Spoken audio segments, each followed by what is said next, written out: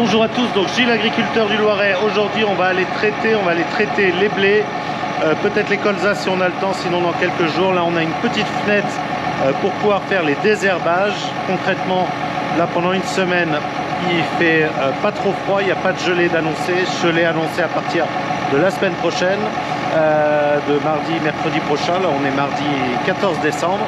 Donc je vais en profiter pour finir mes désherbages. Il me reste à faire désherbage sur les blés de maïs à faire. On a eu beaucoup de pluie, donc on n'a pas pu passer. Là j'espère passer, ça risque d'être un peu chaud.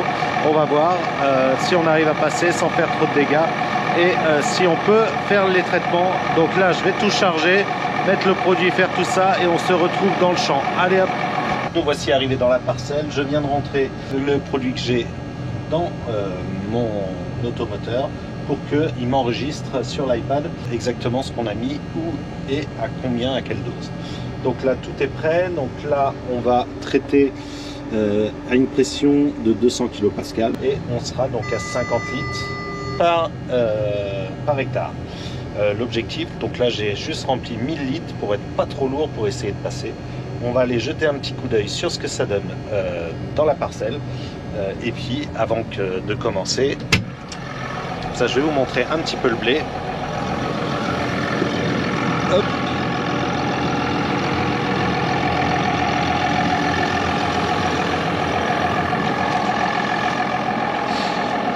Donc je ne sais pas si vous pouvez voir, voici notre blé qui commence à bien rayonner. Donc il est plutôt beau.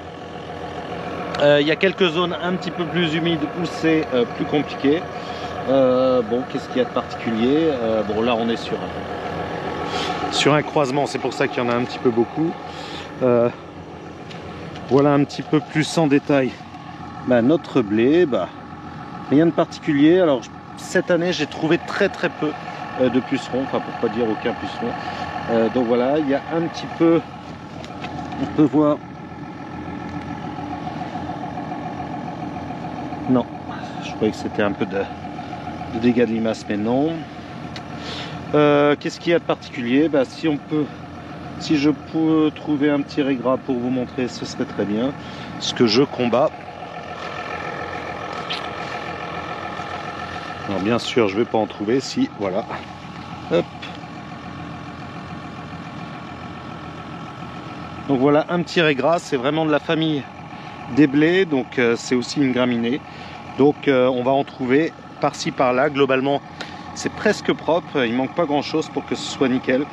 Donc avec ce petit coup de passage, là, il y en a un autre, voilà, qui a eu un petit peu de mal, mais il est en train de s'en sortir. Il est en train de refaire des feuilles alors qu'il avait pris au premier traitement.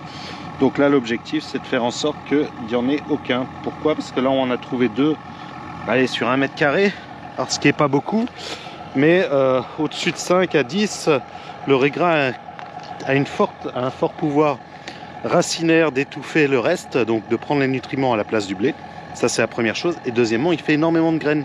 Donc pour les années prochaines, si on a quelques régras au mètre carré, 1 ou 2, ça va faire des milliers de graines et donc accentuer le problème de régras que j'ai.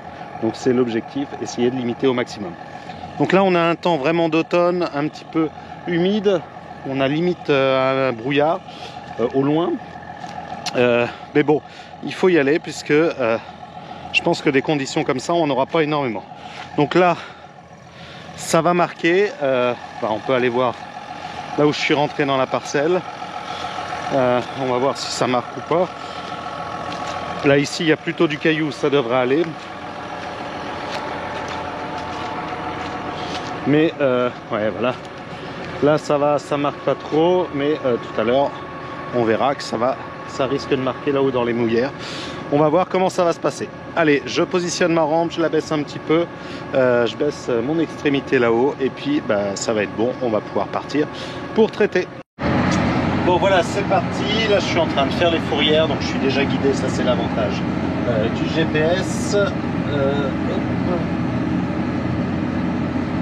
bon, on est bien dans la bonne parcelle. Donc là ça passe exactement là où il faut.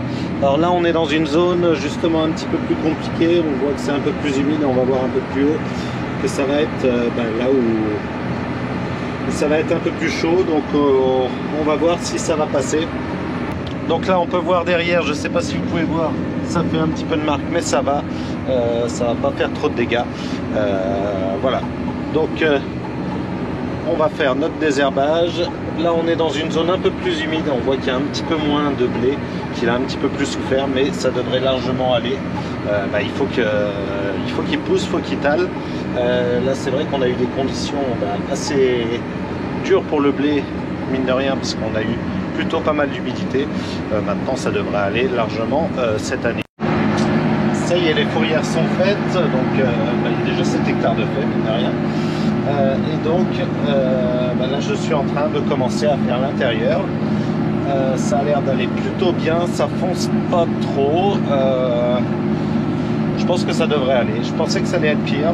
Vous voyez, l'automoteur passe aussi très bien. Il est plutôt, même s'il est un peu lourd, il est bien équilibré. Lorsqu'on met pas trop d'eau dedans, ça passe bien avec les gros pneus. Alors certains me posent la question tous les ans, à quoi ça te sert de changer les pneus? Moi dans mes terres, mettre des gros pneus l'hiver, ça permet de pas trop abîmer. Et là c'est ce qui se passe et ça a l'air d'aller. Là il va y avoir une petite mouillère, on va voir comment est-ce que ça passe.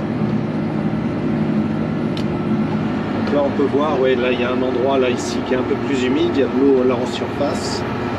Alors est-ce que ça va mieux? Il passe sans trop de soucis, pas de baisse de vitesse. Derrière ça a un petit peu marqué, mais ça va. Bon parfait, on va continuer comme ça. Et comme ça tous les désherbages vont être terminés. Donc lui il enregistre ce qu'on est en train de faire, donc il met le litrage. Ça me permet aussi de contrôler s'il n'y a pas de défaillance de la pompe, de tout ça. Donc là ça le fait, il est plutôt bien. Alors on est à 15 km/h. On pourrait monter jusqu'à 18. Je ne veux pas être à fond non plus sur les impulsions pour pouvoir avoir la bonne dose. Et on est à 200 kPa donc de pression, donc avec des buses à fente de type violette. Donc là ça fait une très bonne pulvérisation.